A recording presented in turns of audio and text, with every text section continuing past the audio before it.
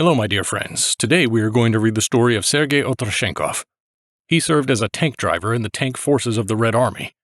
The casualties of the tank troops of the Soviet Army during the first months of the war against Germany were colossal. Thanks to his truthful memoirs, we will learn about the severe first months of the war on the Eastern Front. The carelessness of our command was awful. Only recently the Finnish campaign had ended. Recently, Bessarabia, Western Ukraine, and Belarus had been liberated. Everybody was aware that the border was not far away. Everybody knew about the coming war. There were rumors, but we were soldiers. We had no time for lofty issues. Whatever the commissar in the barrack says, that's the truth. But the combat readiness was appalling. The tanks were half dismantled. The batteries were stored in the battery room, the firing and aiming equipment elsewhere, the machine gun somewhere else. All of this had to be received, brought in, mounted. Each battery weighs 62 kilograms. A tank requires 4 of them, so Comrade Safarov and I had to go 4 times to mount them. The tank commander, a lieutenant, I was the driver of the platoon commander's tank, lived in an apartment in Zhytomyr. It is about 11 kilometers away from Guiva, where our unit is based. The Germans started bombing us at 4:30 a.m., and only at 1 p.m. I met the first officer in the unit. We moved to the front line in the evening, after dark. Sometime before the war started, 30 T-34 tanks were brought into our regiment. We put a 3-meter wire fence around them as guards. We tankers weren't allowed to look at them. It was such secrecy, and so we marched off without them. Later they caught up with us and fought against the Germans, but they mostly died ridiculously, being stuck in the swamp. Heading westward, we passed Novgorod-Volenskaya. There was an airfield on the outskirts of the city. We saw 7 German Junkers flying in, and they started bombing the airfield in front of our eyes. Only one Soviet plane managed to take off. It was the Chaika, which was the name given to one of the modifications of the I-15 at that time. At that time, people in the army were very well trained physically and, above all, morally. Many were ready to die for an idea. It is difficult to find people of that kind nowadays. This blunt-nosed Chaika tailed the bombers, managed to cut off one of the Germans from the group, and landed him on our airfield. I saw the Junkers land in front of our eyes. I don't know what was going on next. We were moving forward. The refugees were going along the road. The Germans were bombing them. A cow was running on the field, and the German, that scum, took it on the target and shot it with a machine gun. The cow moved aside. The German turned around and fired again, but not at the cow, just nearby, chasing it through the field, entertaining himself. I was so mad that if this pilot had fallen into our hands, we would have torn him to pieces. We arrived at the town of Dubno and took the defense in front of the town. It's a small town. It is on fire. The Germans are coming out of Dubno in columns, so far without noticing us. But our dashing commanders, instead of getting ready to face the enemy, decided to finish the enemy with a bold cavalry attack. Hurrah! For the motherland! For Stalin! The engines roared and the regiment rushed into the attack. We were in a real mess out there. The Germans pulled over, quickly deployed their artillery in front of our eyes, and gave us hell. They were shooting us like in a shooting gallery. 70 of these pieces of minnows, light tanks, T-26, T-70, were involved in the attack, and we were left with about 20. Even a large caliber machine gun could pierce through the armor of a T-26. What kind of armor is that? 15 millimeters? My tank was hit too. A shell knocked off the suspension unit on the track. The Germans, when they faced more or less serious resistance, went on the defensive in this area and ceased their offensive. During the night, we repaired the tank by our own efforts. Our crew was again ready for battle. During June and July 1941, we fought with the Germans all the time. As a rule, we were instructed to take up the defense at a certain position. We took it up and waited for the Germans. Sometimes they moved on us, then we would fight. Sometimes the Germans bypassed our defenses in another section. Then we had to retreat to avoid being surrounded. But the retreat was only under orders. The Germans had never broken through or crushed the defense of our regiment. Soon our tank was hit and we had to abandon it. The tank was burnt on July 9th or July 10th in the outskirts of the Novgorod-Volenskaya. Nobody of us even realized where the shell came from. We got hit in the side and the tank caught fire. We jumped out of the tank near a railroad crossing. My overalls were burning. There was a ditch with muddy, swampy water near. I jumped into it and put out the fire. In July, an echelon with the replenishment for the regiment arrived at the Fyodorovka station with BT-7 tanks. In total, there were 7 vehicles. At night, unhorsed tankers, including our crew, which was also provided with a tank, began to unload the train. There were no any special facilities at the station for unloading the tank from the platform. We decided to simply jump off the platform. The engine of the tank is powerful, the undercarriage is solid, and all tanks successfully jumped off the railway embankment. We could fight with the BT-7 for about 3 days. The Germans hit us in another attack. The crew had time to get out. Soon our light tanks were knocked out one by one. They might send 3 to 4 tanks to attack, and then they are gone at once. The majority of tank units of that period were formed on the basis of cavalry corps. Many of the commanders, former cavalry officers at that time, were commanding by habit, gallop, and march forward as fast as they could. After all, a tank is not a horse. It can easily be put in some creek, gully, or swamp, where it, motionless, becomes an easy target for enemy tanks and artillery. With such haphazard catch-up games, the effectiveness of tank units is drastically reduced. And what is more important, the tank's firepower. Its cannon and machine gun become of limited use. And so half of the 34s that arrived from Zhytomyr were put into a swamp and abandoned in one of the first attacks. That's a pity. The T-34 tank was a powerful weapon that the Germans had to deal with at the beginning of the war. T-34s marched like queens. There was one tank left in the regiment. It was led by a captain. I can't remember his surname. He was a good man, a cheerful one. He used to close the hatches and come out on the hill into the air. The Germans were shooting at him, but they couldn't pierce the armor, and he was observing.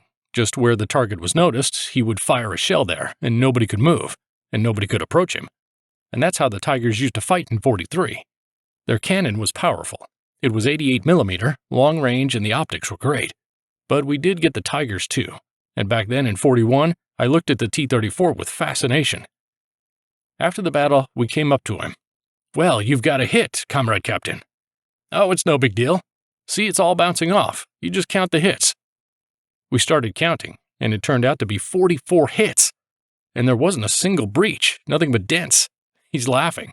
"Well, have you tankers enlisted in the infantry?" "We have. The tank burned down. We were given a rifle, but nothing else. No shovel, no damn thing. There's nothing to entrench with. And we're fighting in the infantry. But we never ran away. The men were defending steadfastly. If the Germans bypass somewhere in another section, we are given the command to pull back, and we pull back at night. But nothing like that when we got into position. We even went on a night searching for Germans. A mortar battery grinded our gears. The regiment commander, Colonel Vladimir Isidorovich Zhivluk, with 4 cubes on his buttonholes, set a mission. This battery must be found and neutralized. The Germans were pretty unconcerned at the beginning of the war. They believed that the Russians were defeated and the war would be over within weeks. We found this battery at night, killed the mortar crew, not a single one was left alive. We captured as many mortars as there were. The mortars were company-level ones, 50mm, as small as toys. We took them and dragged them to our position and reported to the regiment commander. Then we sorted out these mortars, tried even to fire them at the Germans. It worked. One day we caught chicken thieves. When the Germans took this village, they didn't stay in it at night, but were sitting in their dugouts guarded, and at night we heard chickens clucking in the village. 3 of us went to check it out. One German was standing watch near the fence, and the other man was catching chickens in the yard. Our guy stabbed the watchman in the neck with his knife. Bam! And it's done. And the second German was walking backwards, dragging a bag of loot. I and Lyosha Kurov put a bag over his head and tightened the strap. We brought this German with weapons, with all the chickens in a sack on a rope. My friend, a good guy, Lyosha Kurov, died near Gorshik. He died because of stupid boyishness. We were in defense, everything was quiet. Lyosha went out on a railway embankment and began to show his naked butt to the Germans, taunting them. The Germans shot him with a cannon and killed him. At about the same time, a German lieutenant colonel, chief of staff of an infantry division, was captured with all his papers. The railroad to Overich ran right through our entrenchments. Up ahead, on a hill, there was the village of Gorshik. On our right flank, the terrain was swampy, and further to the west was a small wood and bypass road running parallel to our line of defense. By night, we crossed the swamp and set out on a night search towards the road. It is important to say that the search is not just a reconnaissance. It takes a significant number of soldiers. The search may be compared only with reconnaissance by fire. Our group was commanded by Lieutenant Orskin. Once we reached the road safely, we split up. 2 groups went to guard the flanks, and our central group was in ambush. Shortly after, we heard the sound of an engine and saw an open automobile unguarded. There was a driver and 2 officers in it. Someone threw a grenade under the wheels and several rapid shots rang out. The driver was killed instantly. One of the officers, a captain holding his wounded knee, jumped out of the automobile. The second one, a lieutenant colonel, was pulled out by us. We struck him on his head, put a sack on him, and took him through the swamp to our command post. We had to shoot the wounded captain. I got my first medal for courage for the first battles, including this one. 2 other comrades were awarded. One of them got a medal for courage, the other got the Order of the Red Star. The battalion commissar got the Order of the Red Banner. The commander of the regiment didn't receive anything. At that time, the awards weren't given out so generously. I appreciate this award a lot. Getting a medal for courage in 1941 is not the same as in 1945. For more than 2 months, we have been fighting as infantrymen. There was not a single soldier intact among us. All were wounded. I was also hit badly on the leg, but I was bandaged on the spot and went on fighting. I fought in Novgorod-Volinskaya, Fyodorovka, Ovruch, and all the way to Chernobyl. We were loaded onto trucks in Chernobyl and driven through Chernigov and Nezhin. There was the headquarters of the Southwestern Front. Semyon Mikhailovich Budyana was the commander of the front at that time. We, 30 tankers with no horses, were assigned to guard the headquarters, which was located in the former pioneer camp. At night, we were lying 2 by 2 in the guard, and the general came out on the veranda. He's pretty drunk and sings, 3 tank men drank 300 each, and the turd gunner drank a full pot. It made me so mad. I thought I'd punch you in your face. Men are shedding blood out there, and you're boozing? I don't know, maybe I wasn't right, but I had such a daring opinion about a high rank. Then we were loaded into an echelon and sent to Kotelnikovo. Autumn began. We reached Kotelnikovo, ragged, dirty, and wounded. Our regiment was reorganized into a motorized rifle regiment. It was staffed with Marines. The sailors arrived. They were powerful and good-looking guys. We received 7 KV-1 heavy tanks. A tank battalion was formed, as well as several artillery batteries. For some time in Kotelnikovo, the tank crews practiced tank combat tactics. And we, unhorsed, went along with them, on foot in the tank manner. Before long, the regiment was loaded into an echelon and sent to Bataisk. From there, the guys moved to Rostov, to the front, and we, tank crews without vehicles, were sent to the 29th Reserve Tank Regiment, to Stalingrad. There, we also had training. We were theoretically studying the T-34 medium tank. We had no tanks, they were all at the front. We practiced the driving on a tankette. There were 2 people on the crew, a mechanic on the right, a machine gunner on the left, and an engine between them. There was 1 lever. You push it forward, it turns right. You push it back, it turns left. We were cautioned not to overheat the engine, otherwise the tankette might catch fire without the enemy's help. I had to laugh at that kind of equipment. It's a 2-man common grave. I went through the entire war, also had time to be involved in battles in the Voronezh Oblast and the Kursk Bulge. I met the victory in Suvorov's places of glory. We took Vienna. From there we moved to Linz, St. Pölten, Schomberg, and the last tank of mine burned down under Schomberg. We lined up the Germans there and said, the war is over, and the Germans were happy. A soldier is a soldier. He's glad that there's no war. That is all for today. If you enjoyed this video, please give it a like and support the channel by subscribing. Goodbye. Until next time.